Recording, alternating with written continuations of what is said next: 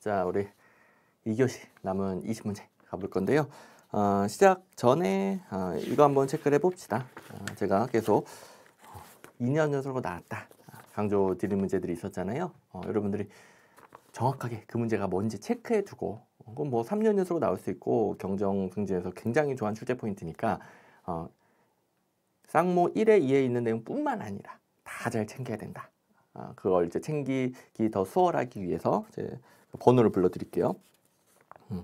이게 뭐 거의 완전히 똑같은 것도 있고, 그다음에 같은 이론에서 좀 출제 포인트 좀 다른 경우는 있긴 해요. 그래도 이론이 같으면 같이 대비를 해야 되니까. 일단 1번 단골입니다. 1번, 2번 행정가치. 1번, 2번 같이 체크를 해두시면 됩니다. 5번 뭐 신행정학은 내용 한 문제가 통째로 나온 건 아니지만 관련된 내용들이 여러 문제 있습니다. 5번, 6번 정부 실패. 이거는 내용은 좀 달라요. 하지만 정부 실패, 시장 실패 자체가 잘 나온다고 그랬죠. 6번, 8번 로이의 정책 유형. 이건 뭐 거의 똑같은 문제죠. 8번. 그다음에 10번 정책 결정 모형. 이것도 세부적인 모형들은 조금 다르긴 하지만 그래도 겹치는 것들도 있고 워낙 정책 결정 모형이 잘 나옵니다. 정책 결정 모형은 10번이랑 그 1회차에 있었던 정책 결정 모형 문제 바탕으로 해서 시그니처들은 싹 다 잘 챙겨주시고, 그 다음에 13번 약간 요새 정책평가의 내적 타당성, 외적 타당성, 저해 요인들 어마어마하게 잘 나옵니다. 3번 그리고 17번, 18번은 사실 뭐 거의 같은 문제나 마찬가지입니다. 17번, 18번 과학적 관리론 대 인간관계론, 혹은 고전적 조직이론 대 신고전 조직이론. 거기다가 뭐 18번은 현대적 조직이론까지 해서 이거는 내용은 과학적 관리론, 인간관계론은 포인트 7번에서 자세히 배우고, 그걸 바탕으로 포인트 70번 가면 고전적, 신고전, 현대적 조직이론 같이 배우게 되어 있죠. 그래서 7번, 70번, 7번, 70번. 해설지에는 아마 17번은 7번 포인트를 해놨을 거고요. 17번은 7번 포인트. 이제 17번도 70번을 해놨네. 17번. 왜냐면 정답이 4번이다 보니까 17번의 4번 내용은 그 정답 관련된 내용은 70번 포인트 있습니다. 그래서 17, 18번을 다 포인트 70번을 해놨는데 과학적 관리론과 인간관계론 이 부분은 포인트 7번이 있다라는 거죠. 해설지 17번에 포인트 70번 위에다가 포인트 7번도 같이 적어두시면 됩니다. 포인트 70번 위에 포인트 7번도 같이 공부할 것. 그것도 약간 경정승진에서 과학적 관리론, 인간관계론 관련된 내용 진짜 너무너무 많이 나옵니다. 18번도 체크하셨나요? 18번, 17, 18번. 자, 그리고 이제 뒤에 것도 좀 먼저 해두시면 23번 같은 경우에는 쌍모 1회, 그러니까 23년도 경찰 승진 기출문제에서는 다면평가가 있을 것이고, 제가 쌍모로는 역량평가를 문제를 만들어 드렸죠. 그리고 24년도 시험에는 역량평가가 나왔습니다. 그리고 이번에는 모의고사는 제가 다면평가를 줬어요. 그러니까 역량평가, 다면평가 같이 잘 공부하셔야 됩니다. 23번. 자, 그리고 이게 앞쪽 행정학 총론 쪽에 경정승진에서 맨날 똑같이 내는 이론들이 정말 많고요. 뒤쪽은 뭐 그 정도로 겹치진 않습니다. 그래도 요새 그 31번 가보시면 쌍모 1에 23년도 기출에도 있었죠. 성인지 예산서. 성인지 예산서 2년 연속 출제가 됐고, 물론 이 문제에서 출제 포인트는 아니었어요. 그리고 제가 성인지 예산서가 출제가 되면 온실가스 감축인지 예산서 같이 출제가 되고, 그 다음에 공무원 시험에서 온실가스 감축인지 예산제도가 출제가 됐고, 그러면 경정승진이 따라낸다고 그랬잖아요. 그리고 제가 25년도에 따라낼 가능성이 꽤 있다라고 했었었는데 제가 이걸 놓쳤네요. 24년도에 이미 따라냈어요. 24년도에 이미. 이거는 따라냈다라기보다는 경정승진이 먼저 냈어요. 먼저 냈어요. 근데 게다가 24년도에 다른 공무원 시험을 나왔기 때문에 25년도에 또 나올 수 있습니다. 그래서 31번에 있는 기출문제 쪽이에요. 31번에 기출문제 2번 성인지 예산서, 4번 온실가스 감축인지 예산서. 제가 쌍모 1회 23년도 성인지 예산 문제 변형 문제로 온실가스 감축인지 여러 가지 대비시켰고, 그다음에 이번 회차에서도 한 번 더 점검을 해볼 겁니다. 약간 제가 이걸 놓치고 있었네요. 이미 냈어요. 이미. 자, 됐습니다. 나머지는 제가 중요한 부분을 문제마다 강조를 드릴 겁니다. 자, 21번부터 가보죠. 일단 앞부분 20번까지는 생소한 게 없어요. 생소한 게 아예 없습니다. 그 20번에 20번이 아니라 몇 번이었죠? 18번에 17번에 스콧 같은 경우 스콧의 분류는 거의 안 나오고 내용 자체는 브리테 대비 있지만 기출문제집에 이게 있단 말이에요. 기출문제집. 기출문제 열심히 공부했으면 또 푸는 것이고 생소한 게 없습니다. 또 1, 2, 3번 지워서도 풀 수 있고요. 그래서 거의 반절 문제는 아예 생소한 게 없었고 여기서는 진짜 다 맞춰야 됩니다. 물론 뭐 다 쉽다는 건 아닙니다. 하지만 뒤쪽에는 좀 생소한 것들이 섞여 있거든요. 근데 기본적으로 맨날 똑같이 나오던 거 모든 강의에서 배우고 기출문제 다 있는 거 이런 것들은 무조건 다 맞춰야 돼요. 엉뚱한 데서 합격을 위한 것들을 찾으면 안 됩니다. 여기서 중심 모든 강의에서 배우고 기출문제 있었던 거 여기서 합격을 찾으셔야 돼요. 이걸 다 맞춰야 됩니다. 혹여 앞에 반절에서 틀린 게 있는데 불안한 마음에 엉뚱한 거 마구마구 범위 넓혀서 찾아본다. 그러면 더 많이 틀리겠다는 겁니다. 이걸 먼저 제대로 해야 됩니다. 자, 21번 여기도 이제 기출문제 똑같은 갈등의 원인 중에서 업무의 상호전성이 심하면 심할수록 갈등이 심해지잖아요. 똑같은 게 또 나왔습니다. 자, 일단 기초적인 거 먼저 처리를 할게요. 1번 조직의 분업, 자원의 희소성, 업무의 상호전성은 수평적 갈등을 초래하죠. 이런 게 출제 포인트. 기본적으로 다 분업 때문이죠. 분업으로 인한 부처 할거주의. 2번 업무의 상호전성이 높을수록 여러 부서들의 업무 간 연계로 인해 협업이 필요해지고 이 과정에서 부서들 간 입장 및 의견 차이로 인해 갈등이 초래되기도 합니다. 4번을 보시면 상호전성은 높으면 높을수록 갈등이 심해지는데 쌍방향과 교호적을 비교하면 교호적이 상호전성에서 높은 거죠. 그래서 교호적 상호전성을 가진 조직 간의 업무 수행은 쌍방향 상호전성을 가진 조직 간의 업무 수행에 비해 갈등 관계로 진화하기 쉽다. 원래 문제는 뭐가 있었냐면 일방향과 쌍방향이 있었어요. 그래서 일방향보다는 쌍방향보다는 교호적. 교호적이라는 게 정말 다양한 조직들이 얽히고 설켜 있는 거죠. 가장 상호전이 심한 거예요. 이쪽으로 갈수록 갈등도 심해진다. 원래 문제는 여기 비교했고 모의고사 여기 비교했으니까 양쪽 4번 보면은 다 한 방에 처리가 됩니다. 이것도 기출문제집에 똑같은 문제가 있습니다. 3번은 참고 분업으로 인해 여기 있는 내용들은 1, 2, 4번 다 근본적인 원인은 다 분업이 있다고 그랬죠.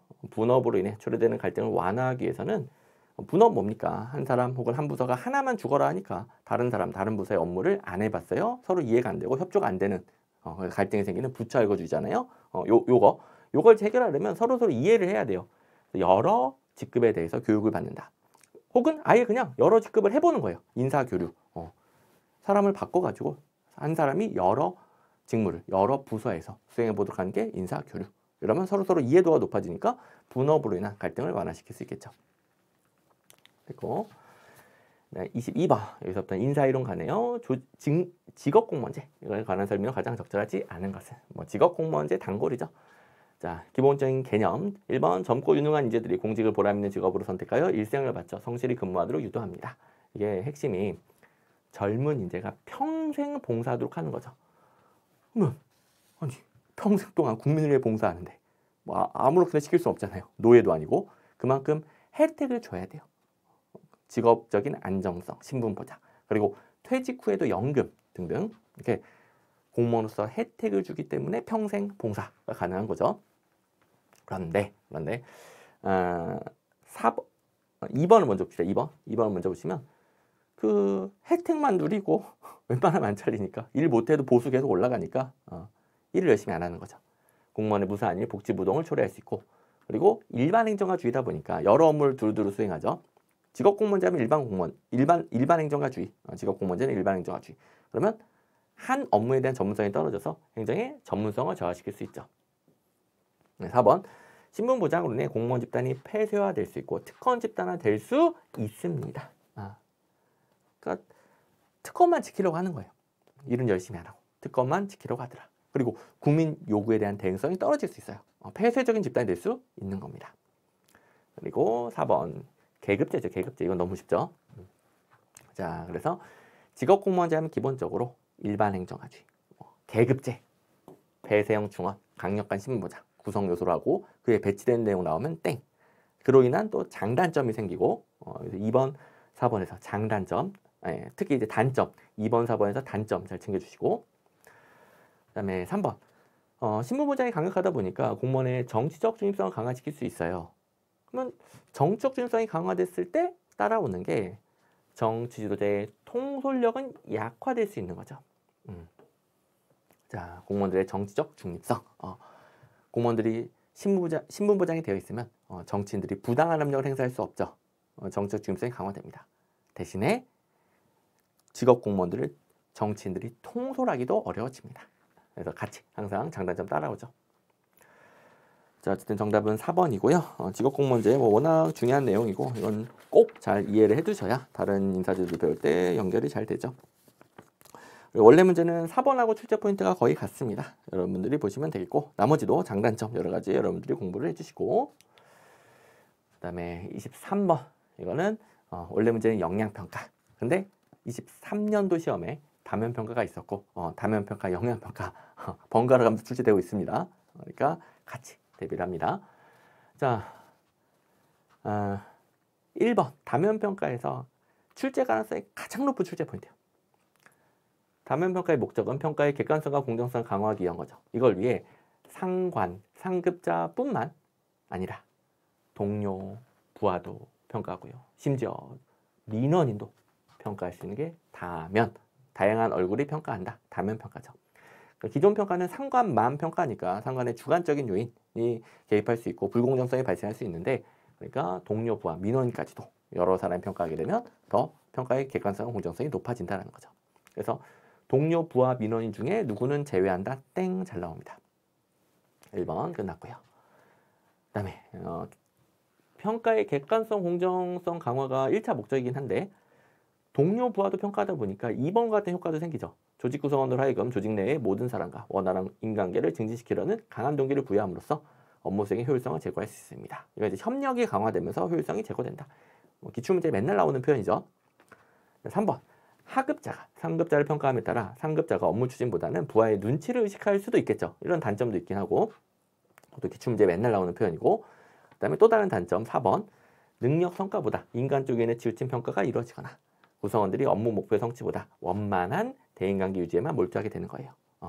인간적 요인의 치우친 평가, 원만한 대인관계 유지에만 몰두 이런 것들이 또 맨날 기출문제에 나오는 다면평가의 단점이 되겠습니다.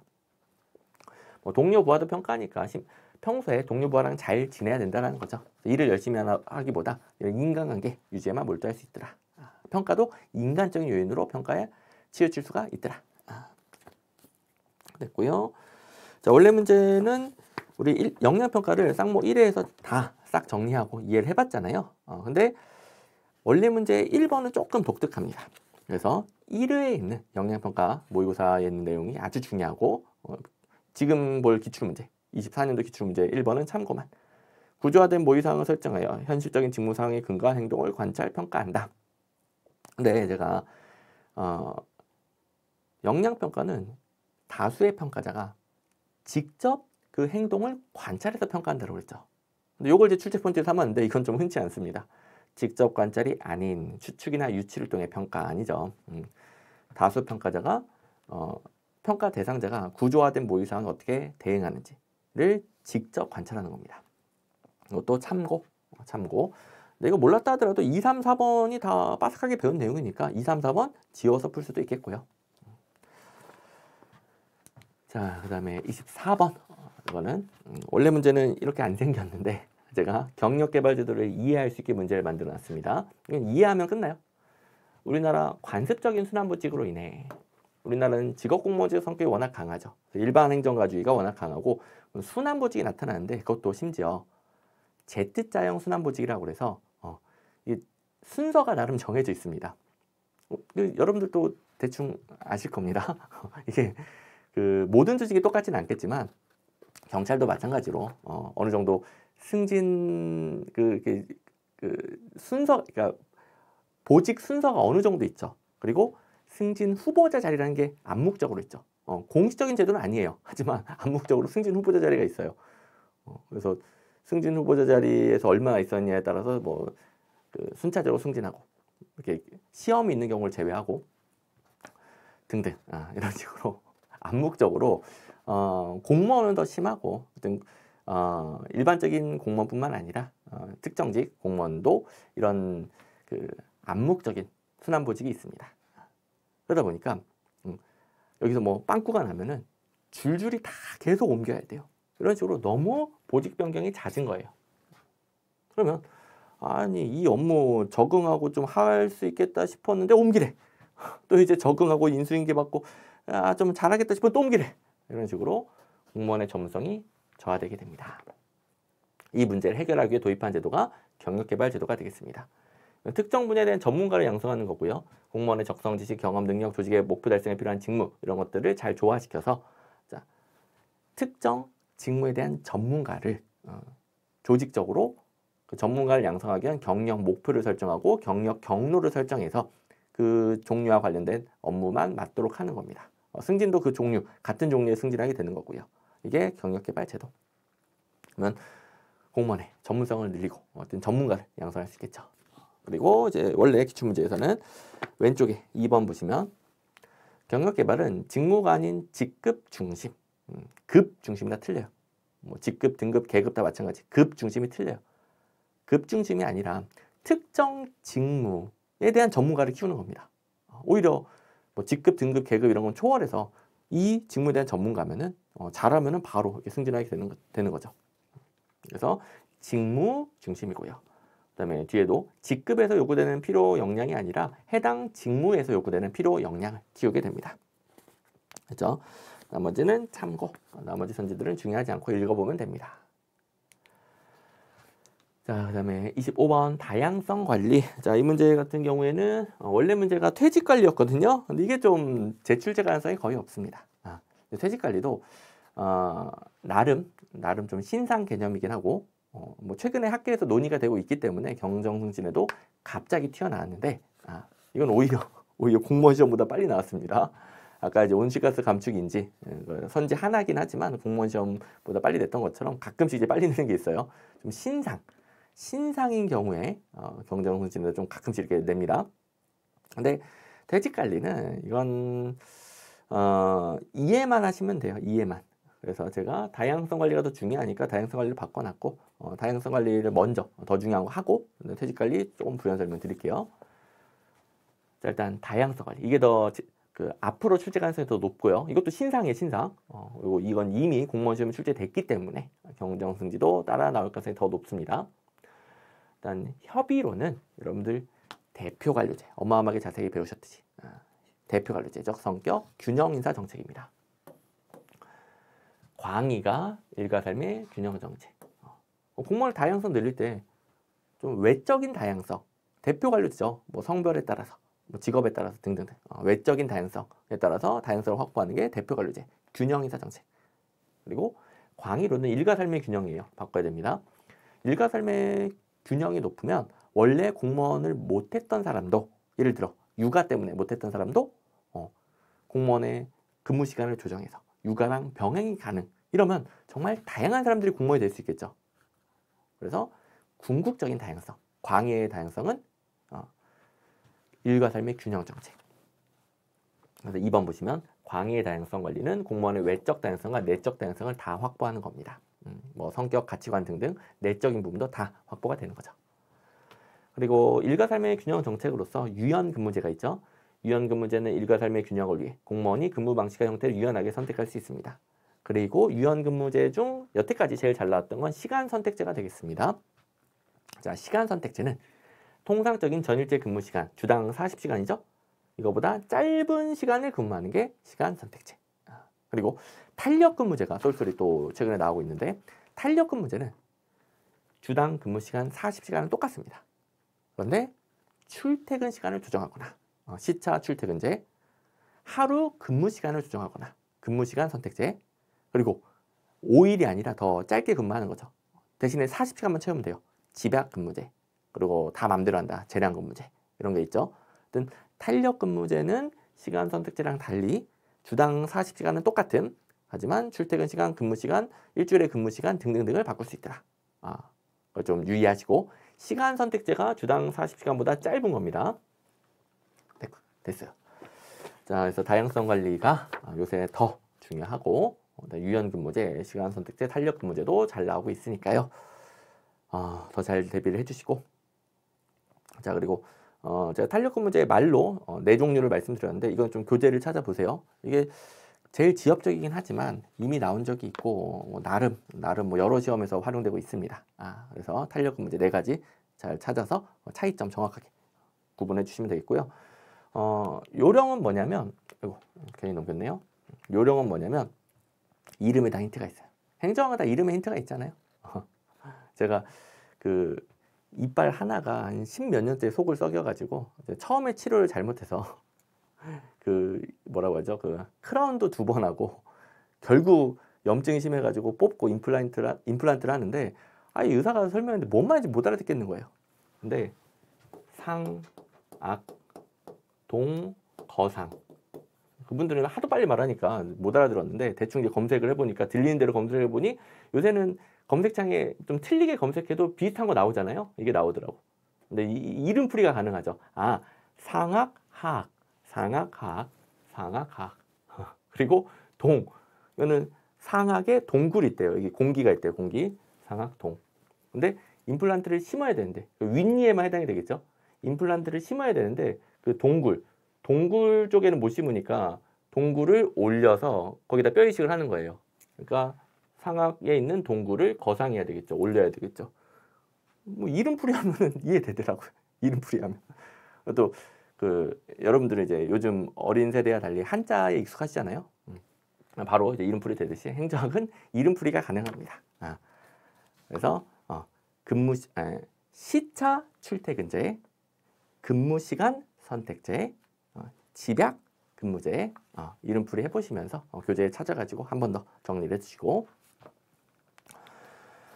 자 그다음에 퇴직관리 왼쪽에 보시면 퇴직관리는 기본적으로는 능력이 없는 공무원을 빨리 퇴출시키는 거랑 그 다음에 퇴직 후 은퇴 설계 이렇게 나뉩니다. 근데 이제 퇴직관리에서 전체적으로 보면은 1번에 조직 인력의 퇴직 상황을 분석 예측하여 적정 인력 보전을 위한 대책을 강구하는 활동이다. 좀 더 포괄적이네요. 제가 말씀드린 두 가지가 퇴직 관리에서 가장 중요한 개념이긴 한데 일단 여기서는 좀 포괄적으로 접근했습니다. 2번 퇴직에 따라 비용 분석도 하고 편익 분석도 하고 3번 퇴직 억제 전략 4번 퇴직 촉진 전략 퇴직을 억제하는 것도 필요하고 퇴직을 촉진하는 것도 필요하죠. 그런데 4번 퇴직 촉진 전략을 먼저 보시면 직무수행 성과가 부진한 공무원들을 적격 심사를 거쳐 직권 후 면직. 퇴직 촉진은 일 못하면 빨리 잘라버리겠다. 그다음에 3번에 퇴직 억제는 퇴직을 안 하도록 만들어야 되겠죠. 그러니까 퇴직과 관련된 모든 것들을 관리하는 겁니다. 빨리 자르기도 하고 억제하기도 하고 퇴직 후 은퇴 설계도 하고. 근데 퇴직 전 재직자 경력 개발 기회 확대. 퇴직 전에 경력 개발, 퇴직 전 이러면은 퇴직 억제라기보다는 앞으로 퇴직한 후에 이 재직자의 경력을 활용할 수 있도록 하는 거 아니겠습니까? 그다음에 역시 또 두 번째 줄에 취소선 거져 있는 조기 퇴직 및 명예퇴직 활성화. 이건 확실히 틀렸죠. 첫 번째 거는 좀 애매한다 하더라도 억제 전략에 조기 퇴직, 명예퇴직이에요. 땡 할 수 있겠죠. 이건 행정학 공부 한 번도 안 한 사람도 푸는 겁니다. 퇴직이 뭔지 알고 억제가 뭔지 알고 조기 퇴직, 명예퇴직이 뭔지 알면 이거 모르는 사람 없잖아요.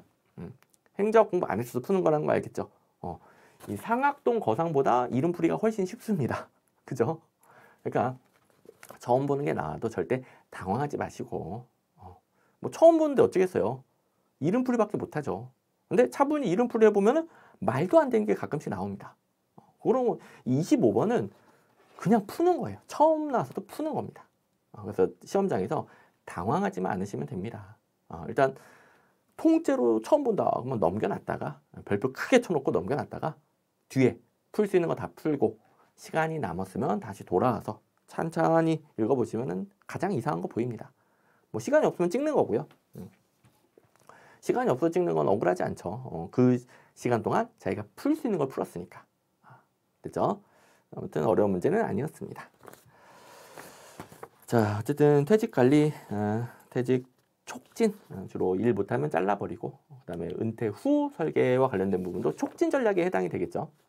은퇴 후니까. 그 다음에 억제는 나가지 말라는 거고, 뭐 이 정도면 충분. 26번, 현행 우리나라 공무원의 연봉제에 관한 설명을 가장 적절하지 않은 것은, 자, 일단 1번 보시면 성과급적 연봉제, 직무성과급적 연봉제, 얘는 둘 다 성과연봉이 있어요. 그 다음에 성과급적 연봉제의 기본 연봉이 아니라 직무 성과급적 연봉제의 기본 연봉에는 직무급이 있습니다. 성과급적 연봉제의 기본 연봉은 기준급밖에 없고요. 직무 성과급적 연봉제의 기본 연봉에 기준급뿐만 아니라 직무급이 있죠. 자, 복습. 직무 성과급적 연봉제는 고위공무원단에게 적용이 되죠. 고위공무원단은 직무 등급으로 나뉘어져 있고, 그래서 직무 등급에 따른 보수, 직무급이 있어서 직무 성과급적 연봉제. 직무급은 기본 연봉에 있고. 적절하지 않은 거 1번. 2번. 성과연봉은 전년도의 업무 실적에 따른 평가 결과에 따라 차등적으로 지급되죠. 쉽고요. 그 다음에 고정급적 연봉제는 정무직 공무원에게 적용이 됩니다. 그 다음에 성과급적 연봉제는 고위공무원단이 아닌 5급 이상 공무원. 고위공무원단은 직무성과급적 연봉제, 고위공무원단이 아닌 5급 이상은 성과급적 연봉제. 중요하진 않지만 임기제 공무원도 성과급적 연봉제. 그리고 4번에 직무성과급적 연봉제는 고위공무원단에 속하는 공무원을 적용 대상으로 합니다. 그 다음에 이제 이 문제는 제가 조금 쉽게 바꿔놨는데 원래 문제가 좀 어려운 게 나왔어요. 근데 원래 문제는 3번을 응용해서 푸는 겁니다. 3번에 정무직은 고정급적, 정무직은 고정급적. 그래서 제가 기초적인 걸 공부할 수 있게 만들어놨고, 왼쪽 가보시면 왼쪽. 이거 3번을 몰랐더라도 1, 2, 4번 지어서 풀 수 있어야 됩니다. 1, 2, 4번은 모든 강의에서 배우는 겁니다. 3번 정무직 공무원을 임명하는 어찌고저찌고. 정무직이면 고정급이잖아요. 성과급적 연봉제 땡. 얘는 시도자치경찰위원회가 우리나라가 자치경찰 제도가 이제 전국에 시행이 되잖아요. 그리고 광역자치단체별로 자치경찰 제도가 시행되고 광역자치단체별로 시도자치경찰위원회를 두고 있습니다. 근데 시도자치경찰위원회 위원장을 정무직으로 임명했다라고 친절하게 알려줬어요. 그래서 정무직 성과급적 땡이죠. 어쨌든 뭐 시도자치경찰위원회 위원장이 정무직이 맞느냐 아니냐 이걸 모른다 하더라도 어쨌든 정무직인데 성과급 땡이잖아요. 그리고 자치경찰 제도가 도입이 되면서 그 경정승진 시험은 자치경찰 제도에 대한 출제 포인트가 앞으로 좀 더 잘 나올 수가 있습니다. 뭐 경찰 시험이니까요. 그래서 자치경찰, 시도자치경찰위원회 위원장이 정무직이라는 것도 좀 보너스로 챙겨주시고.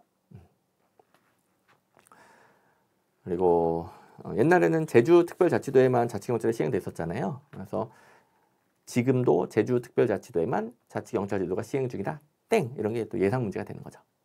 그리고 광역자치단체별로 자치경찰을 시행하니까 기초자치단체별로 시행한다. 땡! 되겠고 뭐 이런 것들도 제가 강의 시간에 다 예상 문제 던져드린 거 이런 것들도 한 번 더 되새겨 보시고. 자, 그 다음에 뭐 저한테 처음부터 배우신 분들이 헷갈리지 않겠지만 왼쪽에 4번을 보시면 직무성과급적 연봉제는 고위공무원단에 속하는 공무원을 적용 대상을 하는데 괄호 안에 대통령 경호처 직원 중 별정직 공무원을 제외한다고 되어 있죠. 이건 뭐 예외를 다 외우는 건 불가능합니다. 저도 뭐 모든 예외를 다 못 외웁니다. 근데 웬만하면 예외가 있다라고 그랬죠. 어쨌든 직무성과급적 연봉제 고위공무원단에 원칙적으로 적용됩니다. 하지만 모두는 아닌 예외가 있긴 있음. 그러면 이제 오른쪽에 4번 보시면 오른쪽입니다. 직무성과급적 연봉제는 고위공무원단에 속하는 공무원을 적용 대상을 한다. 제가 괄호 안을 빼버렸죠. 이래도 옳은 거예요. 예외가 있더라도 원칙을 설명하는 건 옳은 겁니다. 그래서 오른쪽 4번에서 선생님 이거 적용 안 되는 예외가 있는데 4번 그냥 옳다고 해도 되나요? 기출문제를 그동안 꾸준히 보고 저랑 처음부터 같이 공부하신 분들은 예외가 있더라도 그냥 원칙을 설명하는 건 옳게 출제된다는 거 알고 계시죠? 헷갈리면 안 됩니다. 그 기출문제에 맞추시면 돼요. 기출문제가 어떤 식으로 출제한다에 맞추시면 돼요. 옳게 출제합니다. 그런데 4번을 직무성과급적 연봉제는 고위공무원단에 속하는 모든 공무원을 적용 대상으로 한다. 이러면 땡이죠. 예외가 있으니까. 그래서 일단 예외가 있더라도 원칙을 그냥 설명하면 옳은 거. 그다음에 기출문제처럼 괄호 안에 예외를 넣어주면 당연히 너무 정확하게 옳고, 그다음에 예외가 있으니까 모두 적용된다는 틀리는 거. 근데 예외 사항이 있는지 없는지, 뭐 어떤 예외인지 뭐 다 외우는 건 불가능하단 말이에요. 너무 많은 규정들이죠. 그래서 뭐 시험에 나온 것이야 뭐 있겠구나, 외울 수 있겠지만 별의별 규정들이 많고 별의별 예외들이 많습니다. 그래서 내가 모르는 게 출제되거나 까먹은 게 출제되면 대처 요령이 필요합니다. 자, 이거는 처음부터 적용하라는 게 아니라 선지 4개 중에서 2개는 소거했는데 나머지 2개 중에 헷갈리는 거예요. 둘 중에 뭔지 모르겠다 싶을 때 최후 수단입니다. 두 개 중에서 모두 적용된다. 항상 뭐 언제나 적용된다. 이런 게 나오면 예외를 고려한 문제일 가능성이 높습니다. 그래서 이거는 처음부터 그러지 마시고 도저히 2개 중에 못 골랐을 때 최후의 수단으로 둘 중에서 뭐 모두 항상 언제나 적용된다를 고르면은 정답일 가능성이 높다. 물론 100%는 아니에요. 하지만 정답률이 훨씬 올라갑니다. 모르니까요. 모르니까 그냥 코카콜라 맛있다로 찍는 것보다는 훨씬 정답률 높은 요령이 필요한 거죠. 자, 됐고요. 그 다음에 27번. 이거는 원래 문제는 찢어버리셔도 됩니다. 저도 모릅니다. 이거는 이런 규정까지 공부하는 건 불가능합니다. 저도 모르는 규정이에요. 저 해설 어떻게 썼냐면 이 규정 공무원 징계령 12조 찾아가지고 열심히, 저도 처음 보는 규정이라서 열심히 읽으면서 어떻게 한다는지 공부해가지고 해설 써드린 거예요. 모릅니다. 이런 걸 공부하면 무조건 떨어져요. 무조건. 다른 걸 더 중요한 걸 대비할 수가 없으니까 이 27번 나왔다고 해서 공부하시면은 다음 시험은 떨어지는 겁니다. 또 나올 수 있잖아요. 또 나오면 틀리면 돼요. 왜? 그걸 대비하면 예를 들어 맞췄다 치더라도 한 문제 맞추고 3-4문제 더 틀려요. 대비하지 않으면 그거 틀리고 3-4문제 더 맞습니다. 시간과 에너지는 한정적입니다. 출제 가능성이 높은 거, 확률이 높은 거에 투자를 하셔야 됩니다. 아무튼 그래도 나오긴 나왔으니까 왼쪽 기출문제 참고만 해보겠습니다. 열심히 제가 법률을 찾아보니까 징계 혐의자인 공무원 갑에 대한 징계 의결을 위한 징계위원회에 6명의 징계위원이 출석하였는데 징계위원들의 의견이 분분하였고 징계위원 A와 B는 정직 2월, 징계위원 C는 정직 1월, 징계위원 D는 감봉 3월. 지금 점점 약해지고 있다는 거 보이시죠? 이건 이제 이 규정 자체는 공부 안 하셔도 되는데 징계 자체는 알고 있어야죠. 약해지고 있죠. 징계위원 EF는 감봉 2월 의견을 제시했습니다. 이 경우 징계 혐의자인 공무원 갑에 대한 징계로 찾아보니까 3번의 오른쪽 해설을 보세요. 지금 6명인데 과반수 의견이 없죠. 제일 많은 의견이 2명씩이죠. 2명씩. 그러니까 과반수는 없는 거죠. 가장 불리한 의견부터 위원의 수를 더해 나가다가 과반수가 되는 마지막 의견에 따른다라고 규정에 적혀 있더라고요. 그러면 앞에가 가장 불리한 거죠. 그래서 A, B, 정직 2월 2명을 더합니다. 그 다음에 C, 정직 1월 1명 더 더합니다. 근데 6명 중에 3명은 아직 과반수는 아니죠. 1명 더 더해야 됩니다. D, 감봉 3월 1명을 더 더합니다. 이러면 4명이 됐고 과반수가 됐죠. 마지막 의견이 뭡니까? 센 거부터 더했을 때 마지막 의견은 감봉 3월. 정답이 감봉 3월이고요. 이제 찢어버리면 되겠습니다. 징계 자체를 열심히 공부하시고요. 파해, 강정, 감견, 파면, 해임, 강등, 정직, 감봉, 견책. 그리고 요거는 이것도 출제 가능성이 높진 않지만 그래도 그나마 낼 수 있는 겁니다. 그나마. 이게 제가 징계에 대해서 워낙 많이 내니까 정말 미친 듯이 계속 내왔으니까 그런 주제는 안 낸 거 뭐 없나 찾아가지고 내는 경향이 있다라고 그랬죠. 그 중에 하나가 기출문제 나온 거예요. 근데 이런 건 너무 많기 때문에 다 대비하는 건 불가능합니다.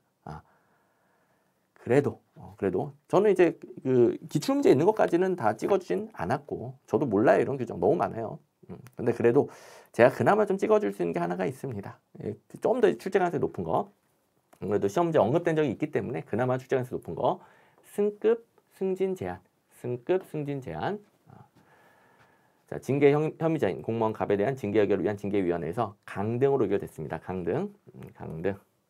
이 경우 징계 혐의자인 공무원 갑은 1계급 아래로 직급을 내리고 공무원 신분을 보유하나 3개월간 직무에 종사하지 못하며 그 기간 중 보수는 전액을 감한다. 여러분들 이거를 열심히 공부해야 된다는 거 아시죠?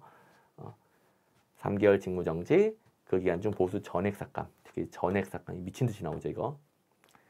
그런데 승급 승진 제한, 이건 아직은 제대로 나온 적이 없는데 그나마 너무 이런 내용들을 많이 냈기 때문에 관련된 거 낼 수 있다. 예, 후보. 승급 승진 제한은 우리 파면, 해임, 강등, 정직, 감봉, 견책에서 약한 것부터 6의 배수로 올라간다고 했죠. 지금 이제 강등으로 가야 되는데 약한 것부터 6의 배수로 올라갑니다. 6, 12, 18. 근데 제가 욕은 2번씩 해야 된다. 욕은 2번씩. 그래서 6, 12 이렇게 욕은 2번씩. 욕은 2번씩. 그래서 여기는 24가 아니에요. 강등은 18개월입니다. 그래서 견책 6개월, 감봉 12개월, 정직 18개월, 강등도 18개월. 그래서 4번이 아니라 3번이 답이죠. 그래서 약한 것부터 올라가는데 여기는 뭐 잘리는 거니까 없고 파면에는 잘리는 거니까 승진 승급 제한이 없고요. 약한 거에서 6의 배수로 올라가다가 6, 12 욕은 2번씩 18개월, 18개월. 이러면은 딱 외워질 겁니다. 됐습니다. 자, 그러면은 그나마 좀 낼 수 있는 거 연습을 해봤고 나머지 뭐 견책, 감봉, 정직도 6, 12, 18개월 낼 수 있겠고요. 근데 이거는 C급입니다. C급. 아시다시피 그 해설지에 문제별로 중요도가 다 달려 있습니다. 중요도가 높을수록 당연히 시간과 에너지를 집중적으로 투자를 해주시고 이거는 C급. 자, 이제 28번 가보겠습니다. 28번. 재무 이론 들어가는데요. 이번 시험에서는 재무 이론이 참 어려운 게 많았습니다.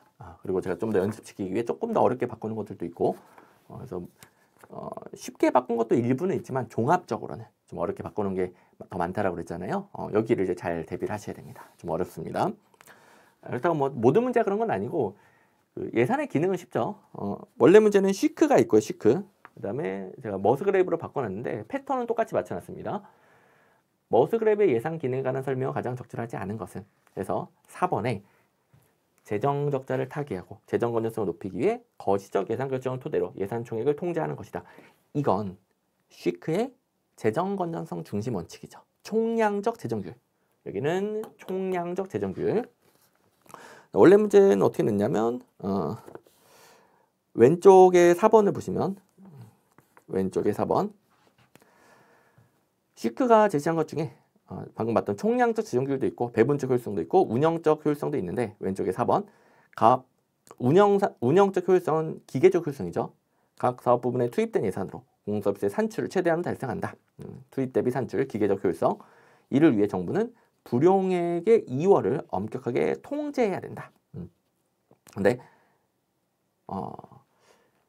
재정 운영에 신축성을 부여하는 건 재정 운영의 효율성을 위한 것이다. 이렇게 배워왔었죠. 신축성은 효율성을 높이는 겁니다. 그래서 불용액의 이월, 허용하는 게 이런 신축성을 부여하는 것이고 효율성을 높이는 방식이에요. 통제해버리면 효율성을 높일 수가 없게 됩니다. 상황에 맞춰서 수단을 투입을 조절할 수 있어야 효율성을 더 높일 수 있습니다. 그래서 4번에서 운영상 효율성 등 효율성은 신축성을 높일 때 같이 올라간다. 챙겨두시고 자, 그 다음에 이제 나머지 시크에 대해서 여러분들 읽어보시면 됩니다. 그리고 이제 머스그레이브를 추가적으로 공부를 해봅시다. 보너스 1번 머스그레이브는 자원배분, 소득재분배, 경제안정 및 성장이죠. 2번 자원배분 기능은 자원배분의 왜곡을 발생시키는 시장 실패를 교정합니다. 사회적으로 효율적인 자원배분을 달성하고요.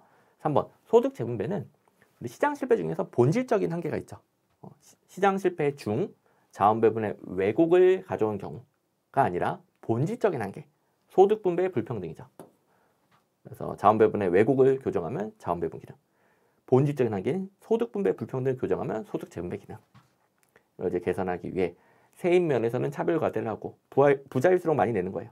세출 면에서는 사회 보장적 지출을 통해 사회적 약자를 지원합니다. 기출문제에 있는 문장입니다. 약자에게 더 많이 돈을 쓰는 거죠. 부자에게 더 많이 걷고 약자에게 많이 준다. 재분배가 되는 겁니다. 그 다음에 4번 경제 안정 및 성장은 말 그대로 정부 예산을 씀으로써 경제 침체를 극복한다든가 대공황 때 뉴딜 정책, 정부가 공공사업을 왕창 벌여서 대공황을 극복했던 것처럼 경제 안정 및 성장이 등을 말합니다. 됐고요. 그 다음에 29번 시크의 자원의 희소성에 따른 예산결정 형태와 그에 대한 설명이 가장 적절하지 않은 것은.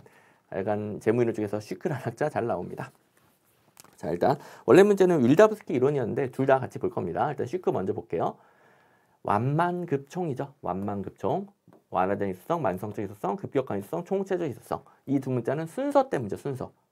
완 쪽으로 갈수록 돈이 많고요. 총 쪽으로 갈수록 돈이 없습니다. 자, 완화된 희소성, 정부의 가용 자원이 기존 사업을 계속하면서 새로운 사업, 신규 사업을 추진할 수 있어요.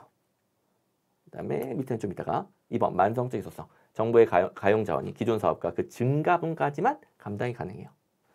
급격한 희소성, 정부의 가용 자원이 기존 사업까지만 가능해요. 그래서 새로운 사업도 가능, 증가분까지 가능, 기존 사업까지만 가능, 하나씩 줄여나가는 거죠. 그러면 총체적 희소성은 기존 사업도 못하는 거겠죠. 4번 정부의 가용 자원이 기존 사업도 지속할 수 없습니다. 일단 첫 번째 출제 포인트, 완만급총. 어디까지 돈을 쓸 수 있는가 하나씩 줄여나가면 되겠습니다. 그 다음에 각각 초점이 다르겠죠. 돈이 희소한 정도가 다르니까. 1번 완화된 희소성은 신규 사업을 할 수 있으니까 사업을 계획하고 개발하는 것에 초점을 둡니다. 2번 만성적 희소성은 증가분까지는 감당 가능해요. 그래서 엄격한 지출 통제보다는 관리 개선에 초점을 둔다라고 하죠. 이게 관리 개선이 뭔 의미입니까? 지출 통제는 증가하지 못하도록 통제하는 개념이에요. 그거보다 조금 약한 게 관리 개선이라고 보시면 됩니다. 3번 급격한 희소성이 지출 통제죠. 기존 사업까지만 감당 가능하니까 증가하면 안 돼요. 그래서 지출 통제. 4번 돈이 없습니다. 기존 사업도 못해요. 현실적으로 필요한 재정 지출을 뒤로 미루는, 이걸 회피적 예산 편성이라고 그래요. 꼭 필요한 사업이긴 하지만 돈 없다, 나 다음에 하자, 다음에. 회피적. 그 다음에 그동안 근근히 버텨왔던 거. 자, 변화에 필요한 조치가 필요해도 못해요. 돈이 없어요.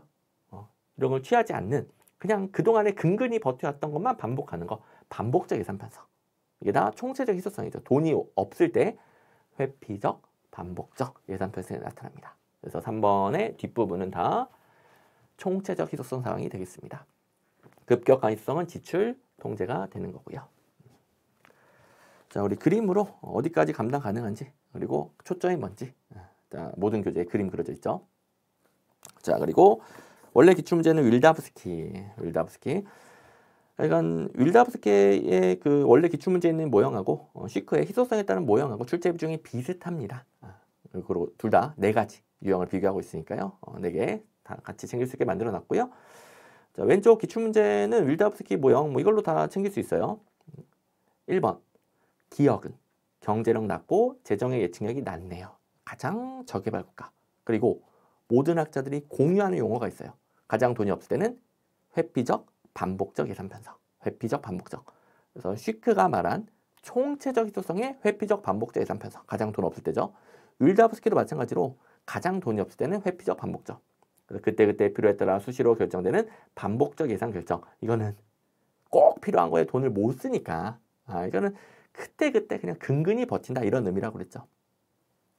2번 경제력이 높네요. 니은 경제력이 높아. 근데 재정 예측력은 낮다. 이거는 돈은 많은데 딱히 재무행정 시스템을 발달하지 못한 강의 시간이 한 2시간 반 넘어가니까 좀 저도 지쳐가고 있는데 좀만 더 파이팅 해봅시다. 저도. 자, 아무튼 다시 니은 돈은 많은데 재무행정 시스템 발달하지 못한 뭐 중국 같은 국가. 이럴 때는 돈은 많으니까 넉넉하게 편성합니다. 보충적 예산이라고 하죠. 2번 추가 경정적 예산. 보충적인 거예요. 보충적. 넉넉하게 편성하는 겁니다. 추가 경정. 여러 차례 수정하는 방식으로 계속 보충할 수 있어요. 계속 보충. 3번 디귿. 경제력은 낮은데 재정의 예측력이 높다. 이건 재무행정 시스템은 발달했기 때문에 예측력이 높은 거죠. 선진국이에요, 선진국. 근데 경제력이 낮네요. 선진국의 도시정부, 지방정부 자원이 되는 거죠. 그래서 세입 중심적 예산이다. 세입 예산을 배웠죠. 이건 뭐냐? 세입 예측이 가능하니까 세입에 세출을 맞추면 되는 거예요. 근데 좀 생소한 한자 표현이 출제가 됐습니다. 양출 제입이 아니라 양입, 양입과 세입의 양에 따라 제출, 제는 제한할 때 제자예요. 그래서 세출을 제한한다. 그래서 양입 제출이라고 하셔야 됩니다.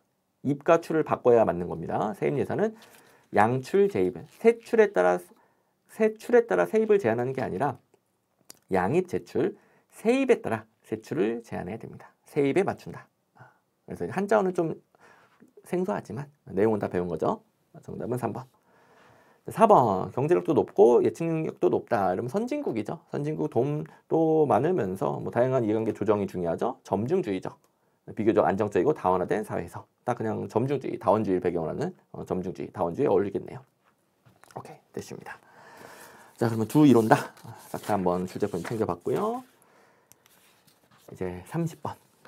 이건 이제 쉽죠. 예산 불성 리치, 예산 집행 장치에 관한 설명은 가장 적절하지 않은 것은 1번 우리나라 준예산과 달리 잠정예산 및 가예산은 의회 의결을 거쳐야 됩니다. 우리나라 준예산이 의회 의결을 거치지 않아도 되죠. 1번 쉽고요. 어마어마하게 잘 나온 출제 포인트죠. 그 다음에 우리나라 정부는 예산 불성립에 대비하여 준예산 제도 있습니다. 그런데 예산 불성립한 적이 없어요. 그래서 실제로 편성한 적은 없습니다. 이게 회계연도 개시 30일 전까지, 그러니까 회계연도라고 하면 회계연도 개시 예를 들어 30일 전까지 예산안을 의결을 해야 되죠. 근데 우리나라는 이건 맨날 어겨요. 이게 12월 2일인데 뭐 아시는 분들은 아시겠지만 우리나라 그 다음 연도 예산이 한 12월 10일쯤인가 12월 10일 그때 확정이 됐어요. 하여튼 이건 맨날 어깁니다. 근데 이걸 어겼다라고 해서 예산이 불성립한 게 아니죠. 예산 불성립은 회계연도가 시작됐는데 아직 예산이 불성립한 거예요. 우리나라는 이런 적은 없습니다. 자, 회계연도 시작 전에는 다 의결이 됐어요. 30일 전은 많이 어겼지만 올해도 그러니까 내년 예산도 어겼지만 이건 많이 어겨도 회계연도 시작 전에는 다 예산을 확정했기 때문에 준예산을 실제로 편성한 적은 없습니다. 이것도 중앙정부 기준입니다. 제가 아무 말 없으면 중앙정부라고 그랬죠. 지방정부는 있긴 있어요. 하지만 중앙정부라고 제가 모의고사는 명시를 해줬고 명시해주지 않아도 아무 말 없으면 중앙정부. 그 다음에 이제 전중법, 죄송합니다. 경계법을 준예산 지출 가능 항목으로 외워두셔야 되겠죠. 공무원의 보수 등 기관 및 시설 유지, 운영, 경비, 각종 운영 경비 준예산으로 편성할 수 있습니다. 4번 이미 예산으로 수행된 사업의 계속 가능하고요. 법률상 지출 의무 이행하는 경우 가능하고요. 준예산을 편성할 수 있습니다. 그래서 경계법 준예산 지출 가능 항목.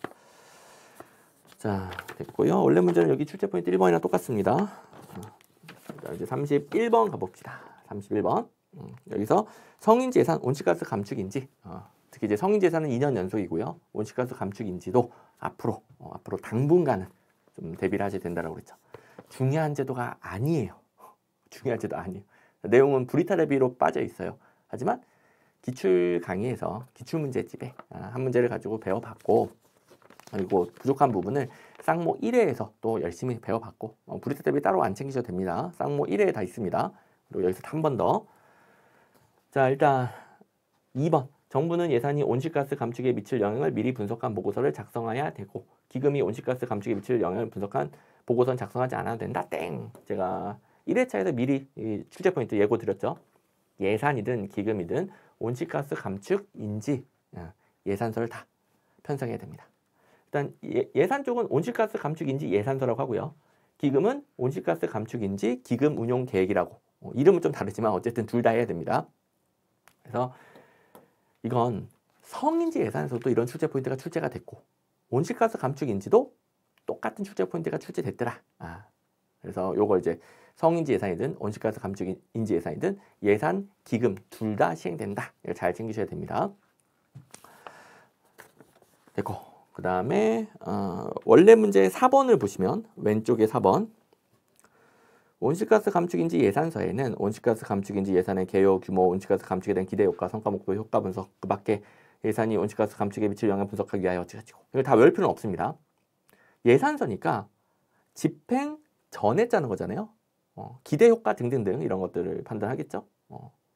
그런데 이제 마지막 환경부 장관이 필요하다고 인정한 사항이 포함돼야 된다. 온실가스 감축 인지 예산 제도와 관련해서 환경부 장관이 등장하는 규정이 있죠.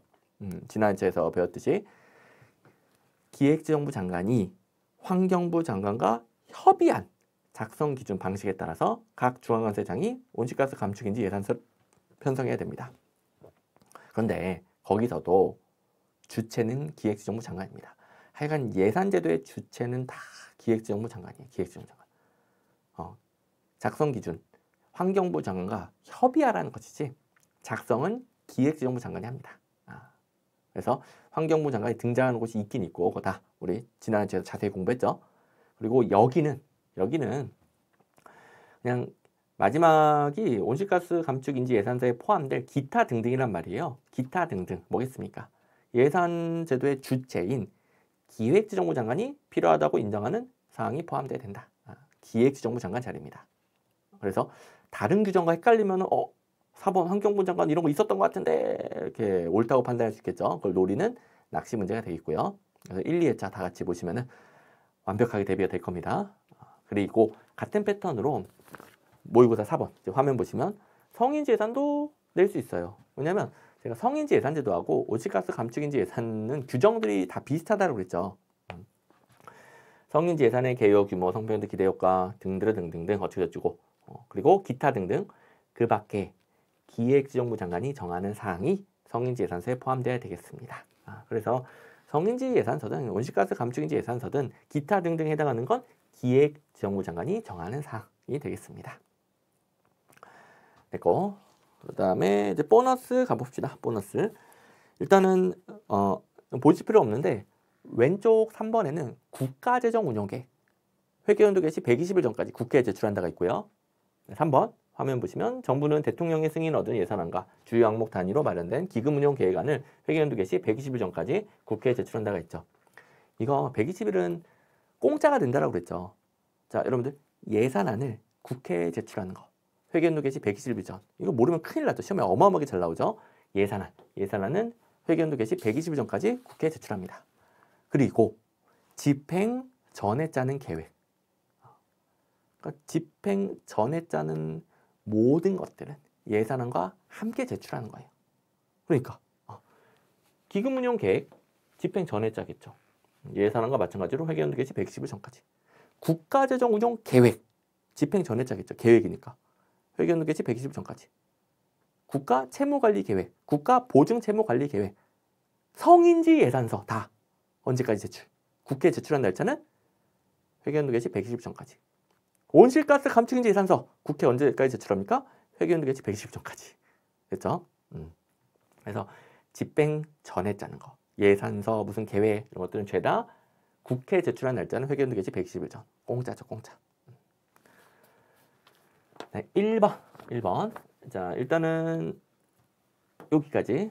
1번 어려울 수 있습니다. 세입과 세출은 모두 예산에 계상해야 된다. 우리나라 국가지원법상으로 1번의 세 번째 줄 표현은 총계주의죠. 완전성의 원칙 총계주의. 그리고 우리나라 국가재정법상 총계주의의 예외. 수입대체경비. 국가가 현물로 출자하는 경우. 외국 차관을 도입하여 전대하는 경우. 차관물자대의 경우. 전대차관을 상환하는 경우. 그래서 전대차관을 빌리든 상환하든 수현차, 전수현차. 전수현차는 우리나라 국가재정법상 총계주의 예외가 되겠습니다. 자, 이론적인 총계주의 예외에는 완전 순수 현기차 더 들어가 있죠. 완전 순수 현기차.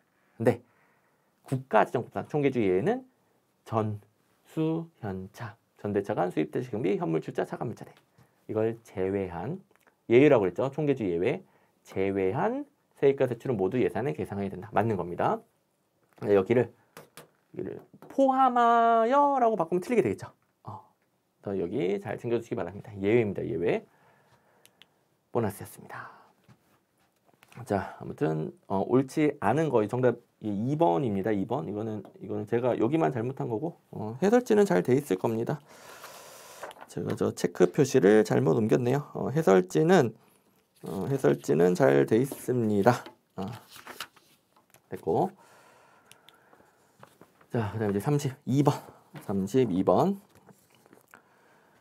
우리나라 재정관련법상 재정 관리에 대한 설명으로 가장 적절하지 않은 것은. 이 문제 같은 경우에는 양쪽 1, 2, 3번은 보너스라고 보시면 돼요. 출제 포인트는 4번에 있습니다. 4번을 먼저 보시면, 자, 우리나라 중앙정부 국가예산 누가 총괄합니까? 기획재정부 장관. 좀 전에도 총괄 기획재정부 장관이라고 그랬죠. 그런데 지방정부의 예산, 행정안전부 장관. 그래서 왼쪽 4번 먼저 보시면 재정관련법상 왼쪽 원래 문제는 재정정보의 공개에 관한 건데 1, 2, 3번 규정 저도 잘 몰라요. 저도 못 외웁니다. 이런 규정은 수도 없이 많습니다. 이거 나왔다고 해서 무조건 공부하면 안 된다고 했죠. 이거 저도 잘 몰라요. 어마어마하게 많은데 4번 보니까 기획재정부 장관은 지방자치단체의 재정상황을 분석평가하고 그 결과를 토대로 지방자치단체를 구분하여 공시하되 지방자치단체 간 비교 공시를 할 수 있더라. 지방자치단체의 재정상황과 관련하여 분석평가 공시 등등등. 지방자치단체 재정은 기획정부가 아니라 행정안전부 장관이에요.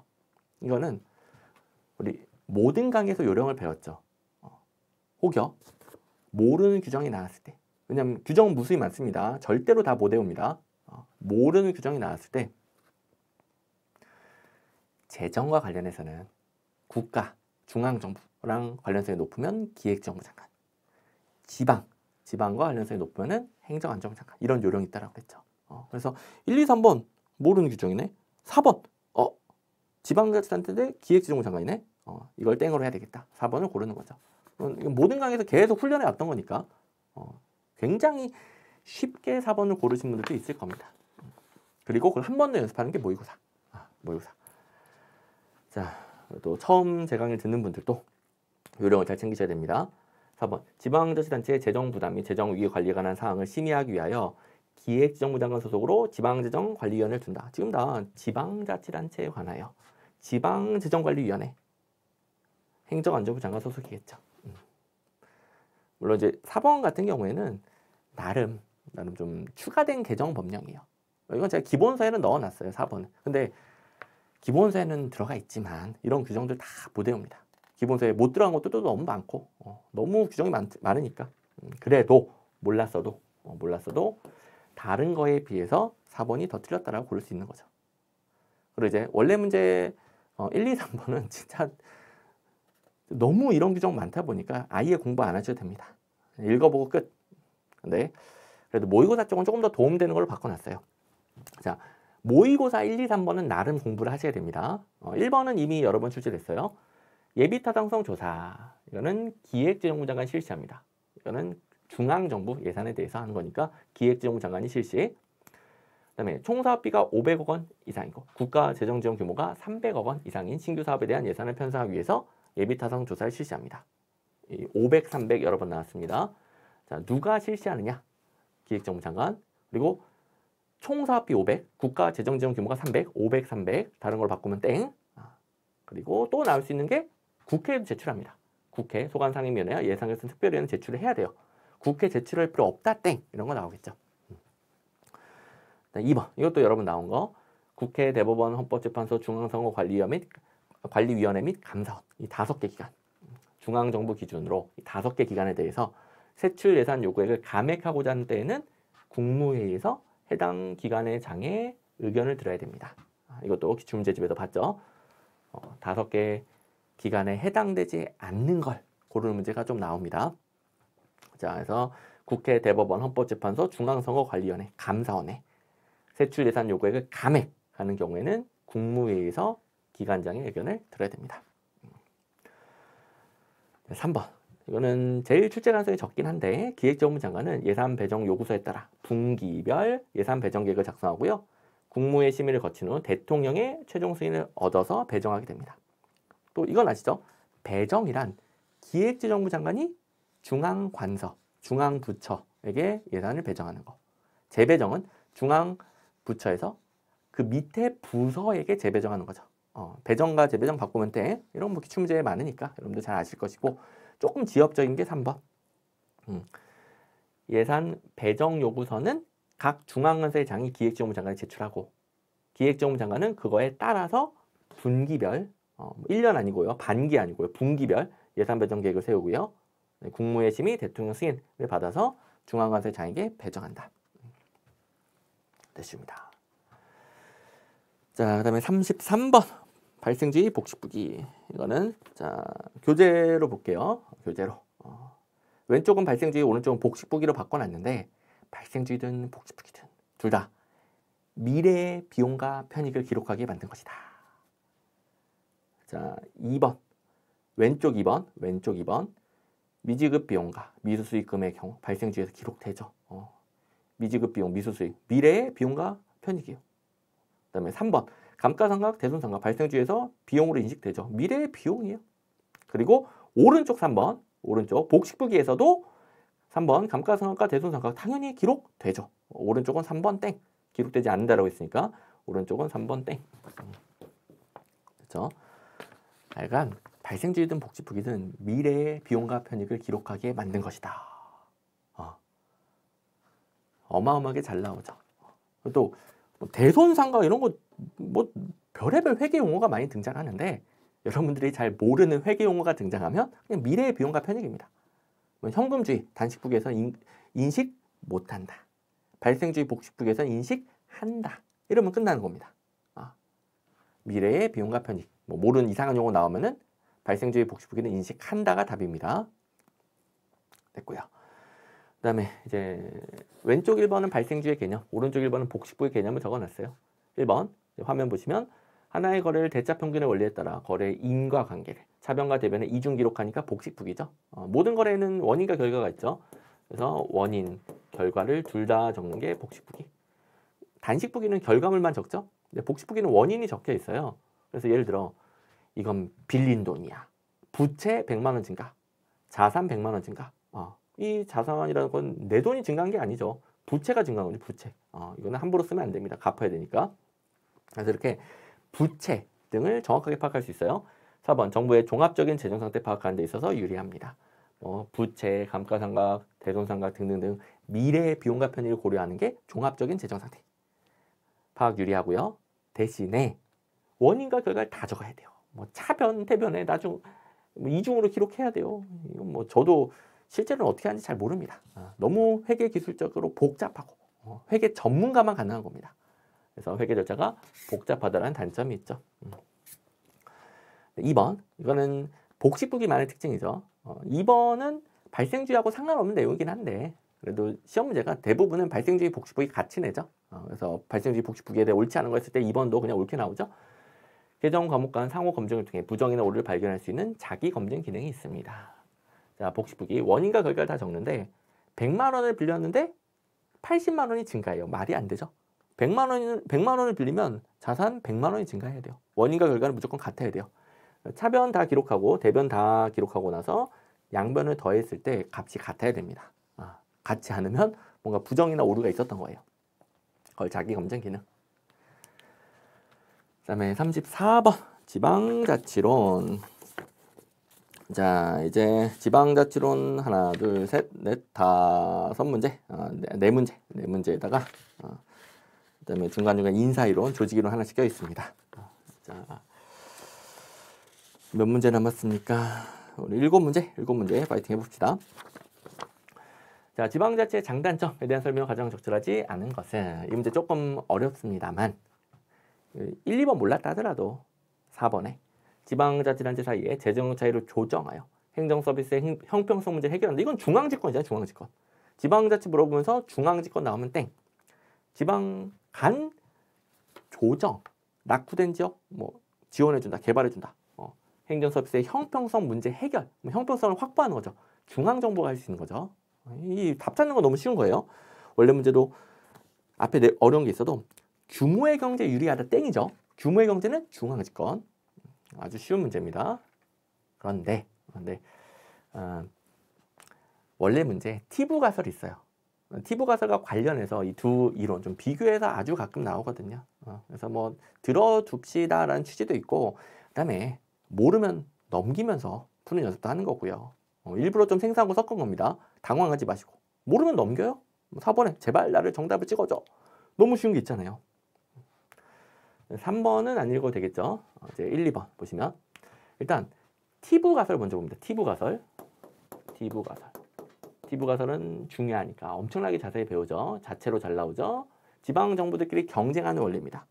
지방 정부를 강조하는 거죠. 지방 자치 당연히 강조하겠죠. 1번 오체 분권화는 비슷해요. 비슷.